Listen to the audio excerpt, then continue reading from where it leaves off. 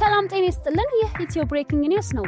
ዛሬ በአገር ውስጥና በዓለም አቀፍ መድረክ የተሰሙ ሊያመልጣችሁ የማይገቡ አብይትና አሳዛኝ ዜናዎችን ይዘንላችሁ ቀርበናል።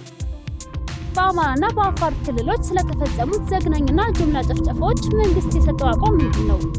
አፍሪካን ዳግም ስጋት ውስጥ የጣለው እና ኢትዮጵያን ጨምሮ 10 ሀገራትን ሊያጠቃ ይችላል የተባለው አስፈሪ በሽታ፣ እንዲሁም በደቡብ አፍሪካ ወገኖቻቸውን አግተውና አስረው ሲያሰቃዩ የተገኙ ኢትዮጵያውያን ማንነትና ዝርዝራቸው።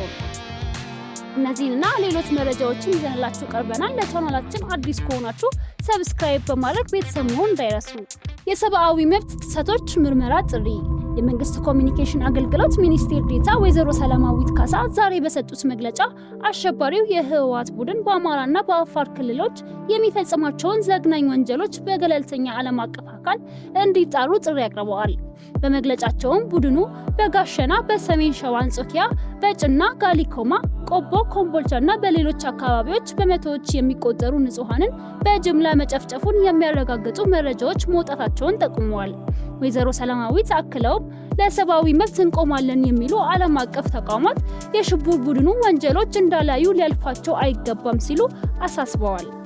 የኢቦላ ቫይረስ ስጋት በአፍሪካ። የዓለም የጤና ድርጅት በዲሞክራቲክ ሪፐብሊክ ኮንጎ የተከሰተውን የኢቦላ ስጋት ወደ ከፍተኛ ደረጃ ማሳደጉን ተከትሎ የአፍሪካ ህብረት የጤና ኤጀንሲ ኢትዮጵያን ጨምሮ 10 ሀገራት በቫይረሱ የመጠቃት ስጋት እንዳለባቸው አስጠንቅቀዋል። ስጋቱ ተጋልጦባቸዋል ከተባሉት ሀገራት ውስጥ ኢትዮጵያ፣ ኬንያ፣ ሩዋንዳ፣ ደቡብ ሱዳን ይገኙበታል።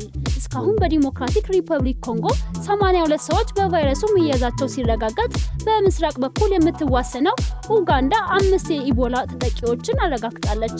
የጤና ኤጀንሲው በሽታውን ለመቆጣጠር በቫይረሱ ከተያዙ ሰዎች ጋር ቀጥተኛ ንክኪ ማስወገድ ወሳኝ መሆኑን አረጋግጠዋል።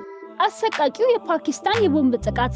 ወደ ውጪ ዜናዎቻችን ስናልፍ በደቡባዊ ምዕራብ ፓኪስታን በሚገኘው የኩዌታ ከተማ የባቡር ጣቢያ አቅራቢያ በደረሰው የአጥፍቶ ጠፊ የቦምብ ጥቃት የ23 ሰዎች ህይወት ማለፉ ተሰምቷል። በፍንዳታው ከ70 በላይ ሰዎች የቆሰሉ ሲሆን ከቆሰሉት መካከል የ20ዎቹ ሁኔታ አሳሳቢ በመሆኑ የሟቾች ቁጥር ሊጨምር እንደሚችል የሕክምና ባለሙያዎች ገልጸዋል። ለጥቃቱ የባሎቺስታን ነጻነት ሰራዊት የተሰኘው ታጣቂ ቡድን ኃላፊነቱን የወሰደ ሲሆን የፓኪስታን ጠቅላይ ሚኒስትር ሺህባዝ ሸሪፍ ጥቃቱን የፈሪዎች የሽብር ተግባር ሲሉ አወግዘውታል። በደቡብ አፍሪካ የተፈጸመው አሳዛኝ እገታ። በመጨረሻም በደቡብ አፍሪካ ሊምፖፖ ግዛት ቬምቤ ዲስትሪክት 5 ኢትዮጵያውያንን በማገትና በአሰቃቂ ሁኔታ በማሰቃየት የተጠረጠሩ 2 ኢትዮጵያውያን በፖሊስ ቁጥጥር ስር መዋላቸው ተገልጿል። ግንቦት 8 2018 ዓ.ም ፖሊስ ባደረገው ድንገተኛ ፍተሻ እድሜያቸው ከ18 እስከ 24 የሚሆኑ 5 ኢትዮጵያውያን ወጣቶች በአንድ ክፍል ውስጥ ተቆልፎባቸው ተገኝተዋል። ታጋቾቹ ለ12 ቀናት ያለ በቂ ምግብ በአስከፊ ሁኔታ ሲደበደቡ እንደነበር ለፖሊስ ተናግረዋል።